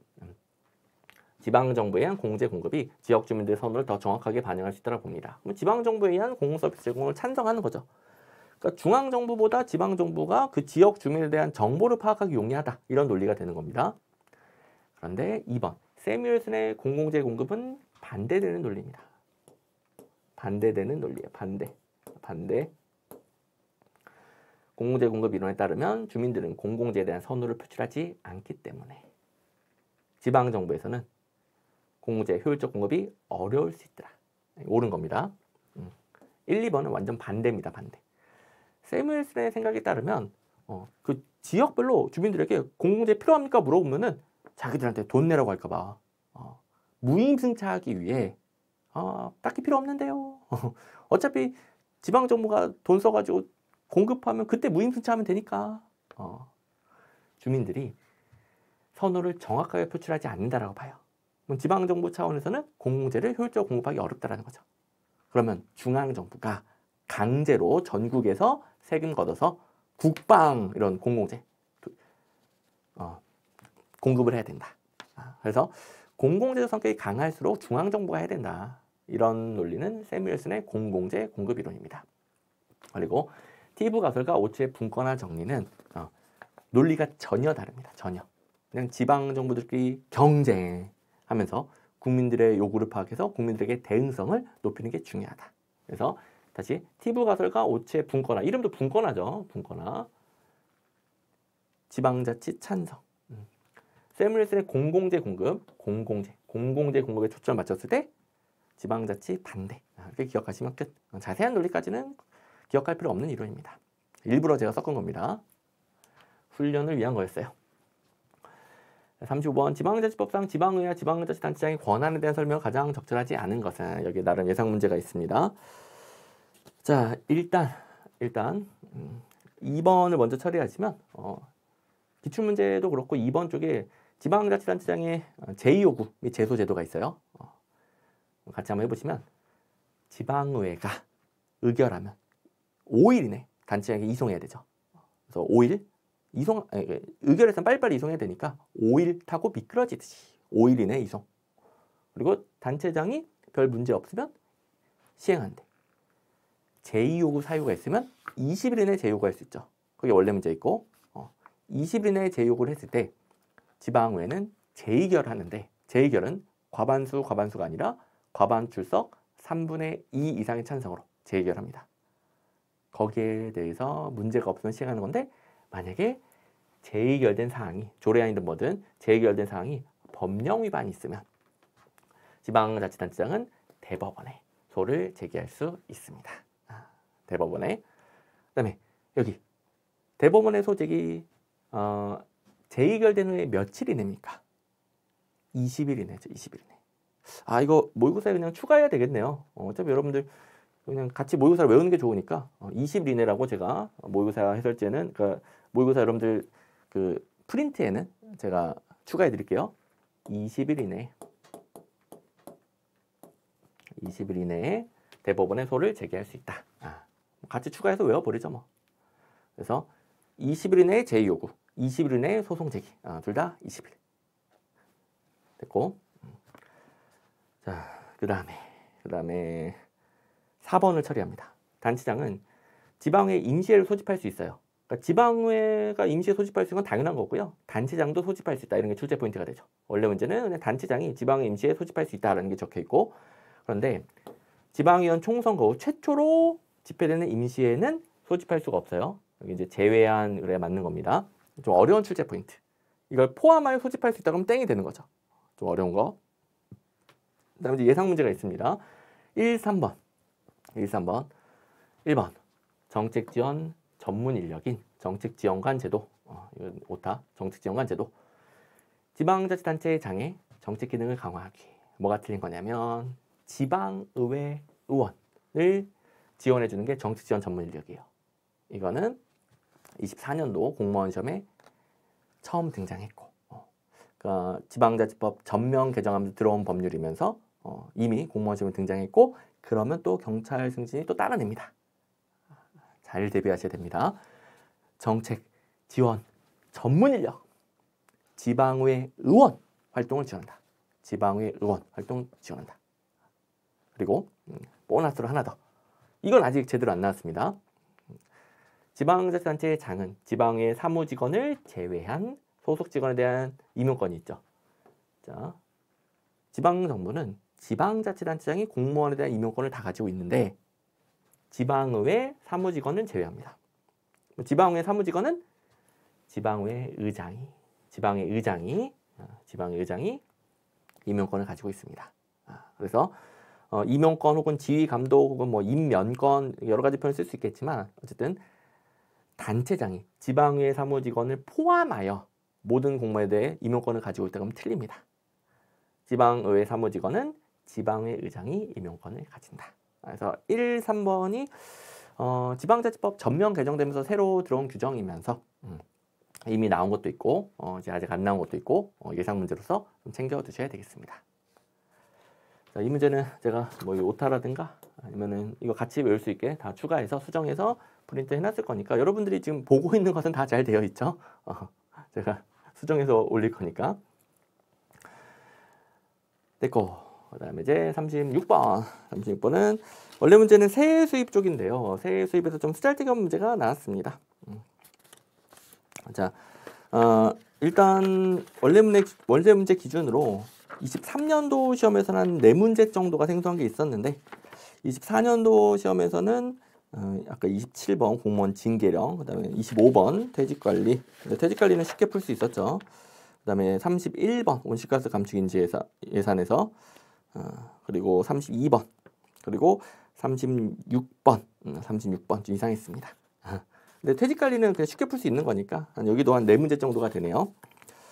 37번까지 하면 5문제 될 겁니다. 37번까지 하면 5문제, 나머지는 오케이. 40번도 조금 애매합니다. 아무튼 4, 5문제 이 정도입니다. 4, 5문제. 네. 자, 일단 기출문제 36번 기출문제 왼쪽을 먼저 보시면 세외 수입에 대해서는 많이는 안 나와요. 쭉 읽어보시면 되는데 1번 사용료는 지방자치단체의 공공용 재산을 사용하면서 얻는 편익에 대한 대가. 지방자치단체 시설 같은 거, 공공시설 같은 거 사용하면서 사용료 낸다. 그러니까 대가죠. 그 다음에 3번 먼저 보죠. 3번 분담금. 분담금은 지방자치단체의 재산 또는 공공시설로 인해 특별한 이익을 받아요. 그럼 그자에게 그 재산 공공시설을 설치하는 비용을 분담합시다. 분담금. 그 다음에 수수료가 있습니다. 수수료. 수수료가 4번에 있는 취소성 거제에 있는 쓰레기 종량제 봉투 같은 거예요. 쓰레기 종량제 봉투 우리 한 20리터 490원 이렇게 주고 사잖아요. 그런 것들은 뭐냐? 정부에서 지방정부든 중앙정부든 정부에서 쓰레기를 수거해 가는데 그로 인해 우리가 이익을 얻고 있죠. 이익을 얻는 자로부터 수수료를 뗀다라고 하죠.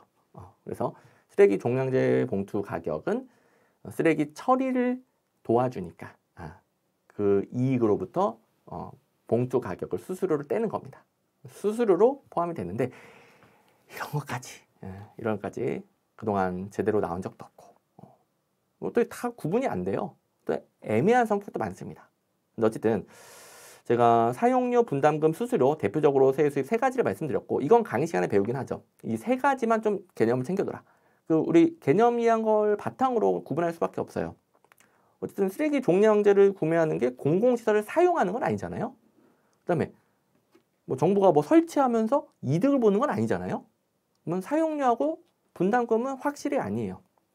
그래서 4번에 모두 사용료 수입에 해당한다. 그래서 쓰레기 종량제 봉투는 뭐 공공시설 사용하는 건 아니니까 이게 가장 틀렸네라고 풀 수밖에 없습니다.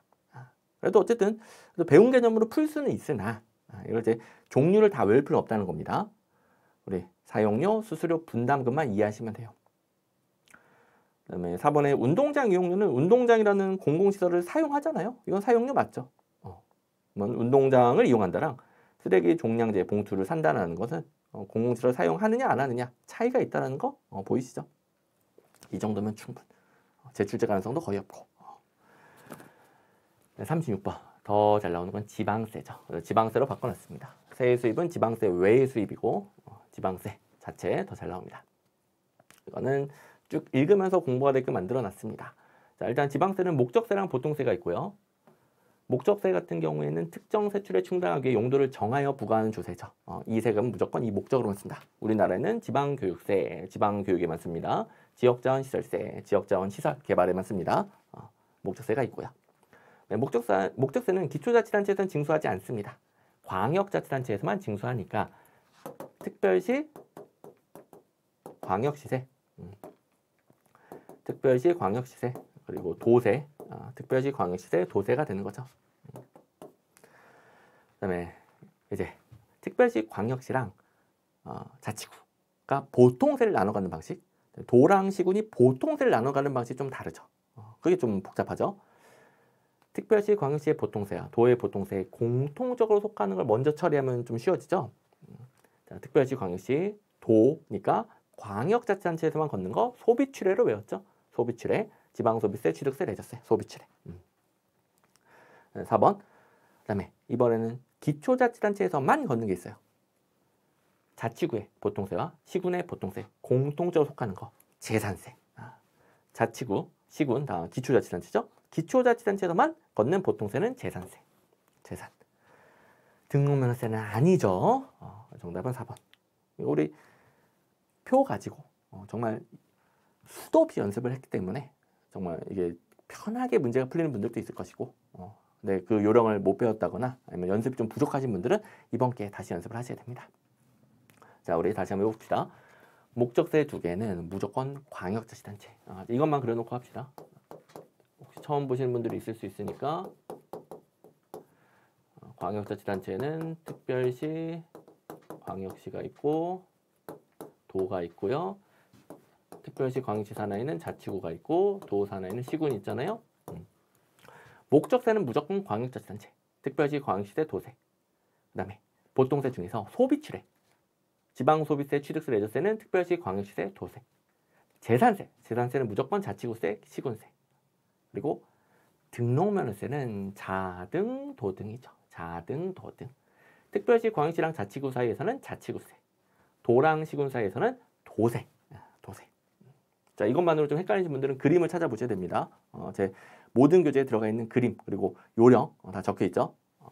그래서 자등, 도등, 자등, 도등. 그리고 4개가 남죠.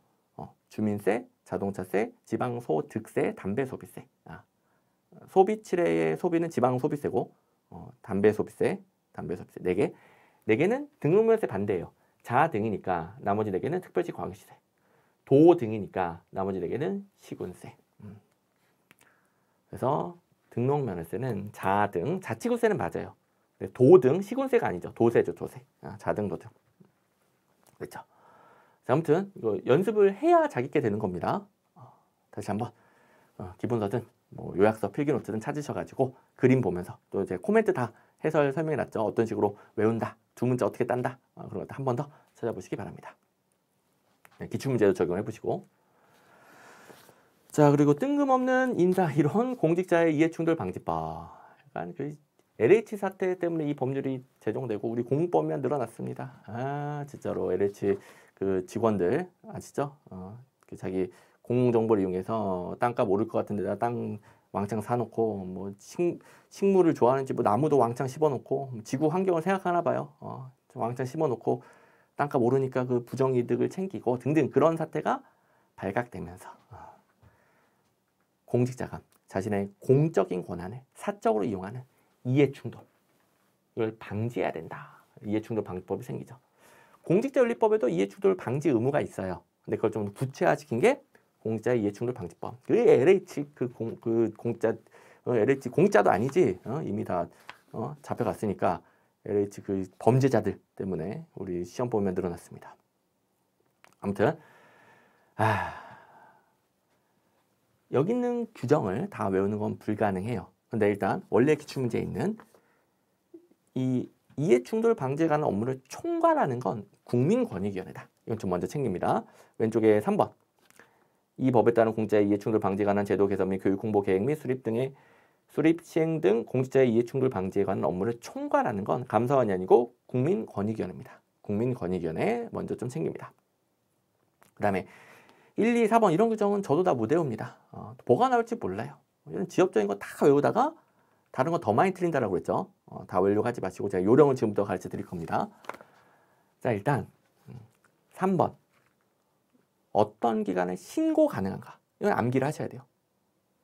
총괄은 국민권익위원회, 그 다음에 신고기관은 위반행위가 발생한 공공기관 또는 그 감독기관, 그리고 감사원 또는 수사기관, 국민권익위원회. 요 엄밀히 말하면 하나, 둘, 셋, 넷, 5가지, 5가지 기관에 신고할 수 있다. 총괄은 국민권익위원회, 신고기관은 위반행위가 발생한 공공기관 또는 그 감독기관, 감사원 또는 수사기관, 국민권익위원회.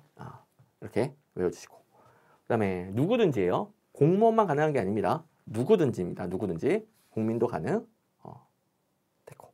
그 다음부터는 모든 규정 외울 수가 없습니다. 뭐 14일, 30 이런 거 다 외울 수가 없습니다. 외우려고 하지 마시고 이제 요령을 가르쳐 드릴게요. 일단 이해충돌을 정확하게 이해하셔야 돼요. 이해충돌. 공직자가 직무를 수행할 때 자신의 사적 이해관계가 관련되어 공정하고 청렴한 직무수행이 저해되거나 저해될 우려가 있는 상황을 이해충돌이라고 해요. 공익과 사익의 충돌인 거죠. 공직자가 공적인 권한으로 자기 사익을 추구할 수 있는 상황이에요. 그리고 사적인 이해관계자가 공직자에게 부탁하면 그걸 이제 공적인 권한으로 도와주고 이런 관계가 형성되는 것을 이해충돌이라고 하죠. 그걸 이제 방지해야 됩니다. 방지. 그래서 이거는 보실 필요 없겠고 제가 읽어보면 왼쪽 1번에는 방지한다라는 게 공직자의 직무수행과 관련한 사적 이익 추구를 금지함으로써 공직자의 직무수행 중 발생할 수 있는 이해충돌을 방지하여 공정한 직무수행을 보장하고 공공기관에 대한 국민의 신뢰를 확보한다. 이게 이해충돌 방지겠죠. 이걸 먼저 이해한 다음에 그렇다면 이제 이걸 바탕으로 2번 읽어봅니다. 조세의 부가징수를 담당하는 공직자는 자신의 직무 관련자가 사적 이해관계자임을 아는 경우 안날부터 10살 이내 소속기관장에게 그 사실을 서면으로 신고하고 회피를 신청해야 된다. 뭐 이런 까지 다 외우긴 힘들지만 적어도 이 공직자가 사적 이해관계와 관련이 되면 신고하고 회피하여야 하는가? 조세의 부가징수. 세금과 관련해서 어마어마하게 로비가 들어오겠죠. 저 세금 깎아주세요. 엄청나게 사적 이해관계자가 들이댈 겁니다. 옳다고 봐야 되겠죠. 14일은 알 수 없지만 그래도 요 공직자는 옳다고 봐야 되겠죠. 그다음에 원래 문제는 뭐가 있었냐? 이 자리에 인허가 담당 공무원. 옳다고 봐야 되겠죠. 우리 인허가에서 급행료 등등 부정부패 제도화된 부패에서 많이 사례를 봤던 거 인허가에서 그런 부패 행위들 많이 발생합니다. 인허가 담당 공무원. 그래서 이걸 여기 들어갈 수 있는 공직자가 몇십 명 있어요. 몇십 가지 있어요. 몇십 개. 규정이 몇십 개 있는데 그걸 다 외우면 무조건 떨어지는 거고요. 인허가 담당, 조세 담당. 그러면 맞는 것 같아. 이 정도로만 판단할 수 있으면 돼요. 근데 아예 이해충돌 소지가 별로 없는 공직자가 들어가면 땡이 되겠죠. 그러니까 이해충돌 정확하게 이해하면은 인허가 조세 당연히 신고 회피해야 될 것 같은데 여기 제가 예를 들 수는 없겠지만 이해충돌 소지가 거의 없는 공직자가 들어가면서 신고하고 회피해야 된다. 그럼 땡이 되는 거죠. 같은 요령으로 4번 보시면 공공기관은 해당 물품의 생산자가 한 명인 경우에도 소속 고위공직자 또는 해당 계약 업무를 법령상 사실상 담당하는 소속 공직자 물품 용역 공사 등의 수의계약을 체결할 수 없다. 자 보시면 일단 수의계약은 독점 계약이에요. 한 기업하고만 계약을 맺는 거니까 경쟁이 없는 거죠. 독점입니다. 독점. 자, 공공기관이 소속 고위공직자가 담당하는 물품 용역 공사. 그 다음에 해당 계약 업무를 법령상 사실상 담당하는 소속 공직자와 물품 용역 공사. 계약을 체결할 수 있으면 안 되겠죠. 소속 고위공직자, 해당 계약 업무를 담당하는 공직자. 그러면 각자 공적인 권한을 이용해서 자기에게 유리한 수의 계약을 체결할 수가 있습니다. 독점 계약을 체결할 수 있죠. 안 되겠죠? 그런데 마음에 걸리는 게 있습니다. 해당 물품의 생산자가 한 명인 경우. 자, 뭐든 예외를 두고 있습니다. 아니, 해당 물품 생산자가 한 명밖에 없는데, 경쟁자가 원래 없는데, 기업이 하나인데 어떻게 수의계약을 안 할 수가 있습니까? 기업이 여러 개가 있으면 수의계약하면 안 되는 거죠. 여러 기업들 간의 경쟁, 입찰을 통해서 그중에 적절한 조건을 갖춘 기업을 선택하는 거죠. 그런데 하나밖에 없는데 어떻게 수의계약을 안 할 수가 있습니까? 그래서 예외적으로 해당 물품의 생산자가 한 명인 경우에는 수의계약이 가능합니다. 한 명인 경우에는.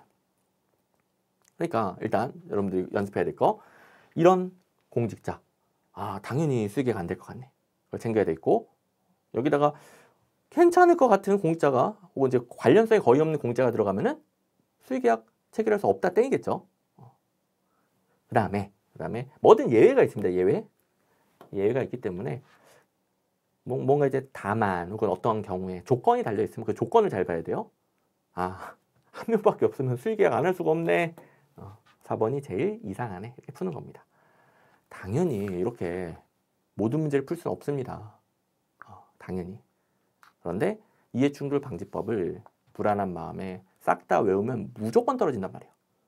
무조건 떨어지는 것보다는 그나마 대처 요령을 가지고 가장 정답을 고르는 거죠. 그래서 지울 수 있는 건 지우고요. 예를 들어 1번을 고르면 절대 안 되겠죠. 이해충돌은 정확하게 이해하고 있으니까. 3번 같은 거 외워주시고요. 제가 원래 문제 3번, 모의고사 3번을 외우라고 그랬습니다. 그래서 다 외울 수는 없으니까 양쪽 3번 외우시고 그 다음에 다 못 외우니까 2번, 4번 같은 거 남겨두고 비교합니다. 비교. 조세 괜찮을 것 같은데 여기도 안 될 것 같긴 한데 여기가 걸리네. 제일 이상하네. 한 명인데 4번이 제일 틀릴 것 같다. 이런 식으로 대처를 하시면 되겠습니다. 그렇죠? 그래서 밑도 끝도 없이 암기하면 안 돼. 이런 식의 요령이 필요합니다. 자, 불안해하지 마시고 항상 시간과 에너지는 한정되어 있다는 거 꼭 명심하시면서. 자, 세 문제만 파이팅 해봅시다. 세 문제 어렵지 않습니다. 5분이면 끝날 것 같아요. 세 문제 파이팅. 지능정보사의 부정적 측면에 관한 설명 가장 적절하지 않은 것은 갑자기 지능정보사회 원래 문제에서 각종 부정적 측면에 대한 용어가 나왔는데요. 제가 용어 정리를 해놓은 문제라 보시면 돼요. 1번 인포데믹스는 정확한 근거가 없는 정보가 인터넷을 통해 전염병처럼 빠르게 퍼지는 겁니다. 이게 인포 정보가 인포메이션, 데믹스 에피데믹스입니다.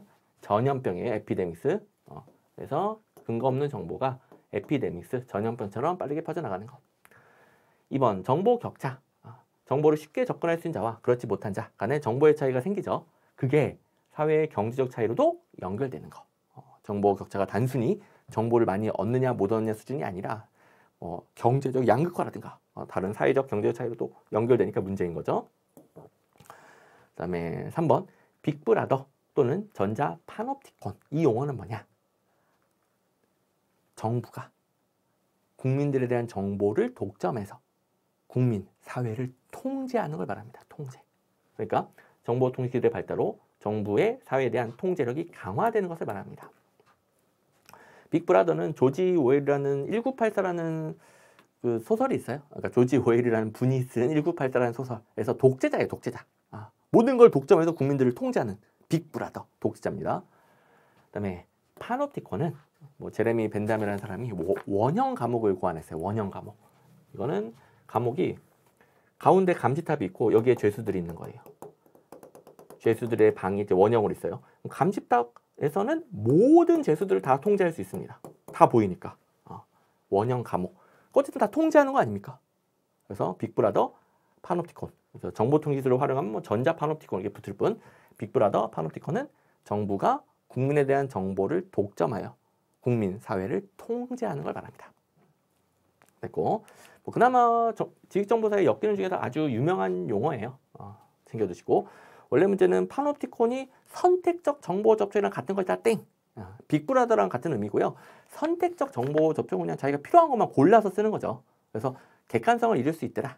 자기가 원하는 거, 관심이 가는 것만 골라서 보면, 예를 들어서 자기가 어떤 주식을 샀어요. 그 기업의 주식이 오른다 이 정보만 계속 보는 거죠. 그러면 객관성이 떨어질 수 있죠. 떨어질 수 있는 근거들도 많은데 내게 올라야 되니까 오른다는 것만 보면은 그 주식에 대한 객관적인 판단력을 이룰 수 있다. 뭐 이런 게 선택적 정보 접촉. 4번 보너스. 인공지능, 빅데이터, 사물인터넷 등의 활용 증대로 인해 여러분 뭐 대충 다 알고 계시는 각종 데이터를 자동적으로 분석하고 자동적으로 연결하는 기술들이죠. 개인정보 침해, 허위정보 유포, 알고리즘의 편향성 등의 사회적 부작용이 발생할 수 있죠. 그래서 뭐 지능정보 사회, 정보통 기술의 부작용으로서 이런 것들도 최근에 나타나고 있는 현상입니다. 39번 주민참여 예산에 관한 설명이 가장 적절하지 않은 것은 1번 지방 의결사항을 제외한 예산 과정에 주민이 참여할 수 있고요. 이런 문제가 좀 나오죠. 예산 심의 과정에 참여할 수 있더라. 주로 예산 편성 과정에 참여합니다. 물론 이제 전반적인 예산 과정에 참여할 수 있지만 주로 예산 편성 과정. 원래 문제는 이게 출제 포인트. 주로 예산 심의에 참여한다 그러면 틀립니다. 왜냐하면 지방의 의결사항을 제외하고 있습니다. 예산 심의죠. 2번 자, 원래 문제는 지방자치법에 근거하고 있다 땡. 주민참여 예산제도는 지방재정법. 자, 직접적인 주민참여 제도들 주민참여 예산만 지방자치법에 없다. 지방재정법에 있다. 이거 출제 포인트 잘 나온다고 그랬죠. 원래 문제도 또 나왔고 여기서 이제 옳게 되어 있고요. 다른 출제 포인트 지방자치단체장이 지방자치단체의 재정적 지역적 여건을 고려하여 주민참여 예산제도의 시행 여부를 결정한다 땡. 주민참여 예산은 의무적으로 시행을 해야 돼요. 시행 여부를 따로 결정한 게 아니라 모든 지방자치단체가 의무입니다. 꼭 해야 됩니다. 그다음에 3번 지방자치단체별 주민참여 예산제도의 운영에 대해 평가를 할 수 있다. 이거 행안부 장관 맞나요? 기재부 아니에요? 행안부 장관이에요? 맞죠? 지방정부와 관련된 재무 예산은 행안부 장관. 앞에 문제에서 요령 배웠고 여기다가 기획지원부 넣으면 땡 바로 골라낼 수 있겠죠. 네, 4번 주민참여를 중시한다는 점에서 재정 효율성보다는 재정 민주성 관점이 되겠습니다. 재정 효율성 관점은 주로 신공관리론, 신성과주의 예산개혁과 관련되죠. 재정의 효율성을 높이기 위해서 성과관리를 도입하는 거. 재정 민주성은 국민들의 참여, 주민들의 참여 관련되죠. 원래 문제는 뭐가 있었느냐? 육업원원스러움보다 신공관리론과 관련성이 높다 땡으로 나왔던 거예요. 이론적으로 보면은 신공관리론보다는 육업원원스러움, 민주성을 강조하는 육업원원스러움이 좀 더 관련성이 높겠죠. 자, 이 문제 같은 경우에는 제가 유일하게 옳은 거 고른 것을 옳지 않은 거 고른 걸로 바꿔놨는데 원래 문제로 틀린 패턴 여러분들이 보시고 그 다음에 나머지 제가 바꿔놓은 대로도 연습을 해주시고 그 다음에 마지막 40번 이거 뭐 나올 때가 됐죠. 현재 정부의 정부 조직 개편. 자 일단 원래 문제 기준으로는 현재 정부뿐만 아니라 역대 정부가 다 나왔어요. 이러면 참 외우기 곤란합니다. 여러분들이 역대 정부의 조직 개편 사항을 기억하고 계신 분들은 너무 좋겠지만 계속 까먹는단 말이에요. 헷갈리고. 그래서 저도 그 지지난 정권, 지난 정권, 현재 정권까지는 기억이 나는데 그 전부터는 저도 가물가물합니다. 자 어쨌든 원래 문제에서는 참고만 합니다. 참고. 2번. 원래 문제 2번 중앙인사위원회는 김대중 정부. 중앙인사위원회 김대중 정부. 나머지는 참고. 그다음에 4번은 외워야죠. 4번. 현재 윤석열 정부는 국가보훈처를 국가보훈부로 개편했습니다. 뒤에는 안 해도 되겠고요.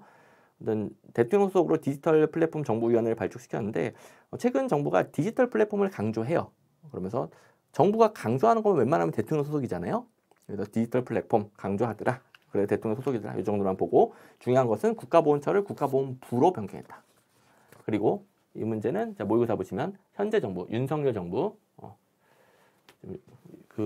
여러분들이 강의 듣는 시점에서는 대통령이 바뀔 수도 있지만 지금 이제 상황이 이러니까 어쨌든 제가 강의 찍는 시점에서는 아직은 윤석열 정부 정부조직 개편에 해당하는 것은 2번 외교부 산하의 제해동포청 신설하고 과학기술정보통신부 산하의 우주항공청을 신설했습니다. 2번 정답이 되겠고요. 그 다음에 1, 3, 4번은 그나마 좀 봐둬야 되는 전 정부예요. 문재인 정부에서 보건복지부 산하의 질병관리청을 신설하고 개인정보보호위원회를 국무총리 소속, 개인정보보호위원회는 국무총리 소속 중앙정기관으로 격상하고 3번 중소기업청을 중소벤처기업부로 격상하고 행정자치부를 행정안전부로 변경했죠.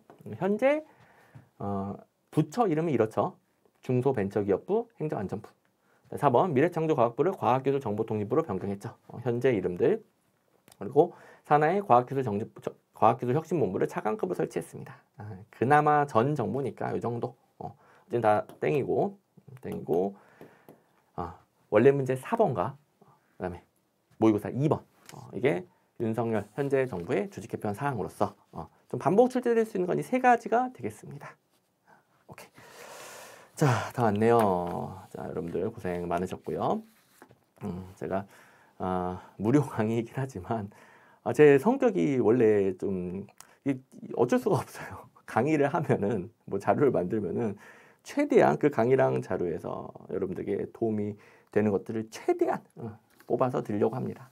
뭐 유료 강의든 무료 강의든 이게 제 그 성향이기 때문에 뭐 잘 안 돼요. 무료 강의니까 저도 대충 자료 만들고 대충 강의하고 싶긴 하지만 뭐 어쩔 수가 없네요.